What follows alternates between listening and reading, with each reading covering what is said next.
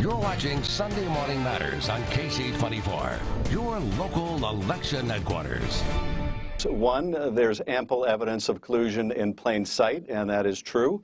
And second, that is not the same thing as whether Bob Mueller will be able to prove beyond a reasonable doubt the crime of conspiracy.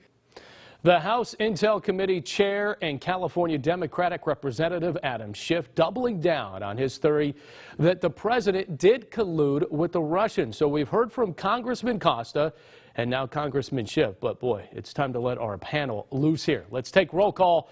Political analyst and the host of the highly acclaimed podcast, Unfiltered with Jim Verros. Jim Verros. In the middle here, we have the third VP of Fresno County and City Republican Women Federated, Diane Pearce. She was worried I wouldn't get it all in, but I did. Nice job. And software consultant and delegate to the Democratic Party, Ricardo Franco. Welcome all. All right, so let's get really right to this. The Mueller report is out. Somewhat. We don't really know all of it just yet. No collusion, no obstruction of justice, says William Barr. But Congressman Costa says there's about 450 pages. There's no exoneration, according to the Democrats. Jim, I'm going to start with you. Did the president have his best day ever when this Mueller report officially came out? And is it a big loss for the Democrats? It's a weighted question, obviously, but I think it was a very good day. I'm not sure it was his best day. I think his best day was probably Election Day, but I think it was a very, very good day for him. I think in regards to this particular report, I think people aren't going to agree with me on this one, but I think it was great for both sides. And the reason why is that we are a year away from the primaries here in California. And both sides get a little bit what they want. Trump gets to go out there and say that he's been exonerated and Mueller messed up and they're going to go after the people and all this stuff. And now the Democrats get to say, okay, well then give us the full report. And they're going to get to argue over this for months. And it's going to be great for fundraising and it's going to be great for Sunday Morning Matters. Diane, Congressman Costa says he's not exonerated. That has been in the report. But the way it sounds, one can interpret that. Do you interpret it like that? He's exonerated. Well, I think if you're going to be exonerated of something, there actually has to have been evidence procured to then lay claims and have you accused of something very specific. And this whole thing came about really from people just trying to grasp at straws because they didn't like the idea that Donald Trump won. So the idea that he's being exonerated, I guess it kind of depends on how you want to look at it. It's coming out saying that everything he said in the last 2+ years was true. He said there was no collusion. He said he did nothing wrong. This report apparently at this stage seems to back that up. But at the same time, it doesn't say, and he absolutely didn't do anything that anybody ever said maybe he possibly did. So it's a good day for him. He isn't going to be in any kind of measurable trouble moving forward from this. Hopefully the whole witch hunt comes to an end. But, you know, we'll see exactly how far people want to keep trying to dig when this hole is pretty darn deep already. Ricardo, I come to you because we are learning that this whole report over the 2 years cost about $35 million. Worth every penny? No.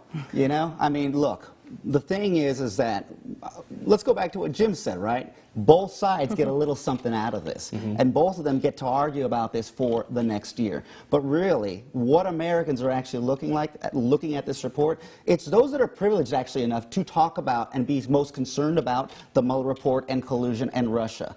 There are other people in this country that have bigger issues with health care, with homelessness, and with crime, and with education issues. This is a distraction that we really don't need. And this is a great day, I think, a great time for the president to rally his base, and it's a great time for the Democrats to rally a certain base that they're going after. But I think it would really behoove people to start talking about the real issues that are going to make a big difference for people's lives. But you know they're not. You know they're not going to talk about the real issues. This is... That's why I got to keep saying it, Alex.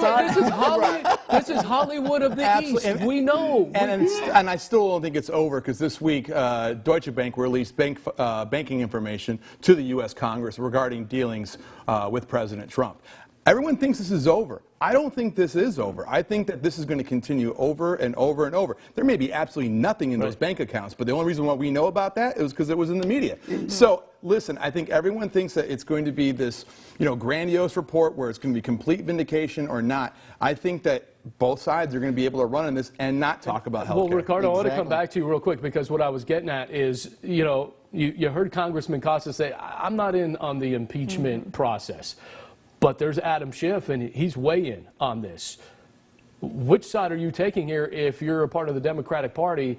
Are you going down that avenue of impeachment? Are you still trying to find something to get to President Trump? The question is which voters do you got to get to, right? As I said before, the Mueller issue is a suburban issue. If you are privileged enough to only worry about the Mueller issue and you are not fighting for a job right now, you are not struggling to pay your bills, you are not worrying about health care, then that's where you're at. With Adam Schiff's district, that's what they're going to respond to. Any good person running for office or an elected official is going to respond most to what their constituents care about. The Democrats don't have the vote in the Senate to actually go forth with an impeachment. So, I mean, yeah, the Congress could do it. It's like when we were just talking about this off camera with President Clinton. Right. Yeah, you have the votes in the House, but you don't have them in the Senate. So, if you want to, if you want to kick out President Trump, do it in November of 20. Well, It'll behoove everybody. but that's why Congressman Schiff is still going hard after this collusion angle, and he's doubling down on it. We saw it this week in the House Intel Committee. He was right there with Congressman Devin Nunes, and they were battling back and forth. Devin Nunes leading the charge to say, hey, you need to step down, Congressman Schiff. Diane, obviously, this is a lot of pressure on Adam Schiff now. Are you with the Republican Party and say, hey, you need to step down? I would love to see that happen. You know, I mean, I think, oh my gosh, that guy. You know, he came out so many different times and took a very hard and pointed stance about this is there. It's plain to see, as he said in that clip, you know, you showed that the collusion is there in plain sight. And to now have that come back, and again, we have to say apparently because nobody actually has seen the whole report around here, and it's just reports of what's in it and how it's portrayed. But the idea that in the wake of that, he would come back out and double down on that is very calculated, I will say, going to Ricardo's point about its constituency. But to the rest of us, we're just kind of going, are you kidding, man? Well, this is not the part where it gets a little slapstick, if you will, because this report could bring a big charge to California Republicans. Jim, just on the outside looking in, we had that proverbial blue wave.